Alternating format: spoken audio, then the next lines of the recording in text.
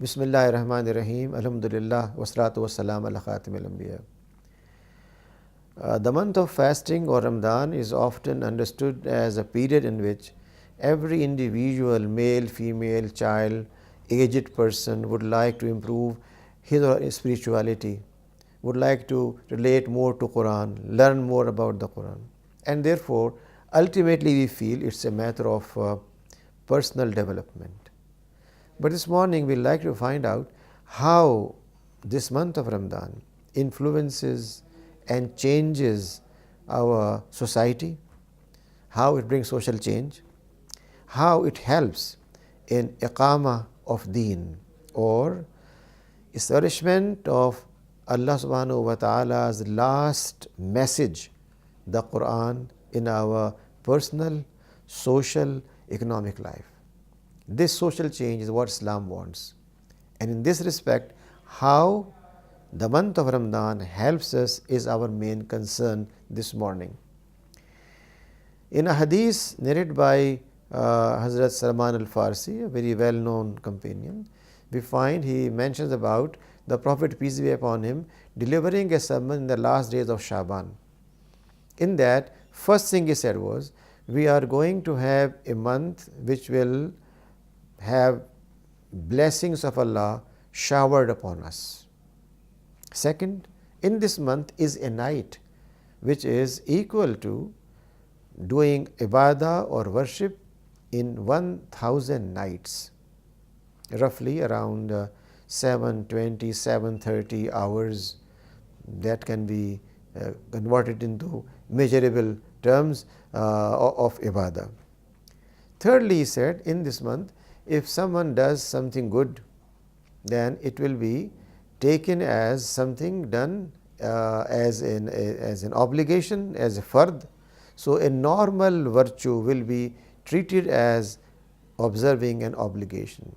Then he said that if someone observes fara'id, then these will be considered 70 times more rewarding. And then he said, in this month there is also an aspect, this is the month of patience, perseverance and persistence.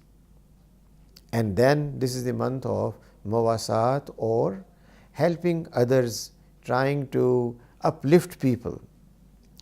If we look into all these aspects, the Prophet pointed out right before Ramadan started, then we find a very clear tendency of not just individual but collective good, that fasting in Ramadan should persuade me and you and everyone to go and find out who are needy people in society, those who need food, those who need medication, those who need shelter, those who need just a kind word of support.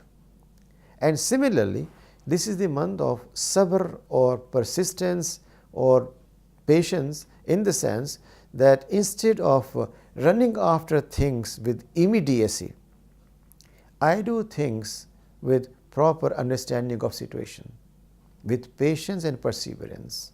Similarly, instead of getting agitated by every small thing and sometimes becoming angry, controlling my anger and show patience towards others.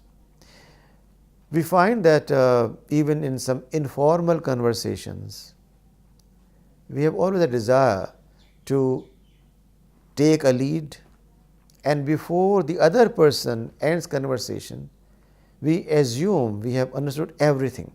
So, we respond assuming what he would like to say or what he may have in his mind, and that shows the aspect of immediacy and not ultimacy. Fasting in this sense wants to create an attitude of mind in which we are able to take things with patience, with understanding, with not everything done in hasteful manner, but things done in most appropriate and organized way of doing things. Another prophetic hadith tells us that this is the month in which fasting becomes a kind of shield, protection. And that simple words tells us that quite often when we are having a discussion and disagree among ourselves, our voices raise, we become emotional, and sometimes such emotional situations may lead to a clash and conflict. Fasting is shield means that when such emotions start coming, then a person who is fasting simply mentions, my brother, my friend, I am fasting. And that means I am not going to respond to your shouting, to your yelling, to your anger, but I am going to resist peacefully what you are doing by way of your emotions. So, fasting becomes a training of peaceful resistance, change in society through ethical behavior, a behavior in which a person is using his ethical power to fight with the person who assumes that physical manifestation of power can solve the problem. And that becomes a very important aspect of this whole month. If in this whole month the Muslim Ummah realizes this aspect, that it is a shield from all those feelings and emotions that lead to conflict, we can bring a remarkable social change and have Aqama of Deen in our lives, whether we are in a so-called Muslim context or a so-called secular context. Aqama of Deen or establishment of Deen is not a matter of just political empowerment. It's a matter of realizing those values which Islam has given, and these values have no geography, have no nationhood, have no linguistic barrier, have no color bar, but these are for every human being. And therefore, when these values of patience, of helping people, of controlling your anger, of dealing with people in a polite way, responding to something rash and harsh with a very polite and kind manner, when these values are inculcated, then we bring a social change, we establish Deen with its real spirit and real purpose for which Allah subhanahu wa ta'ala sent the Quran and make this month the month of Quran. In this month, as I said earlier, it builds us in a manner, it transforms us in a manner that we become an agent of social change. And this change comes in individual, in family and society. But how? First and foremost, in the month of fasting, we try to socialize ourselves with our neighborhood. In this way, we widen our circle of contact. Usually, people invite their friends to their home to make iftar, or sometimes have collective iftar. Friends get together, each one brings a small quantity of food, or what may be called like a potluck dinner, comes and they sit together and enjoy their iftar together. So, first thing is, it brings that collective feeling that they are one single community and ummah. Secondly, when they meet together, they always talk about some aspects of the Quran which they have heard in Taraweeh or in a discussion group. That brings them closer to the source, the Quran. They also try to find out how the Prophet, peace be upon him, used to spend this month. That brings them close to Seerah. Consequently, a new HR is built. A new human resource is created which is going to help in dissemination of Quranic message and in realization of Deen in our social life. In this month, we often spend last 10 days in i'tikaf, and that means concentration in finding out how am I going to plan my rest of the year activities.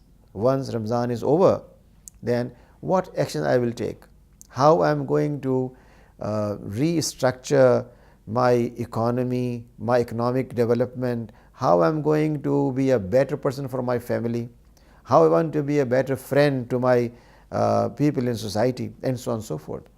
This strategic planning is done during itikaf, and that means again it's not confined to individual upliftment, but it's a matter of collective and social change in society. One thinks and learns during this month how to be a better communicator, and that means understanding the mind of the recipient, trying to find out what should be appropriate way of conveying Quranic message, trying to understand strengths of the person we are going to approach. When we know strengths of the person, we are in a position to approach with most adequate manner, and therefore the hikmah of da'wah, the wisdom of da'wah means in this month one is able to understand how the people are to be approached, how we convey Quranic message to them, and how we ultimately try to win friends. This month is a month of winning friends, not cutting off people, not alienate them, but win them as friends.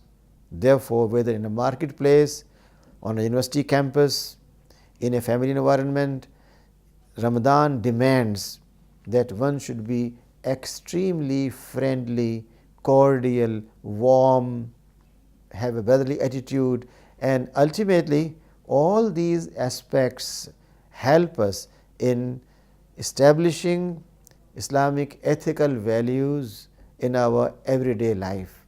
And again, that does not mean Islamic ethical values can be established only in a so-called Muslim society, whether we are in New York or in Johannesburg or in Brisbane or anywhere else. It makes no difference. These values of patience, value of politeness, value of good communication, value of understanding the mind of the other person, value of humbleness, value of being firm in our behavior and observe ethical values is universal.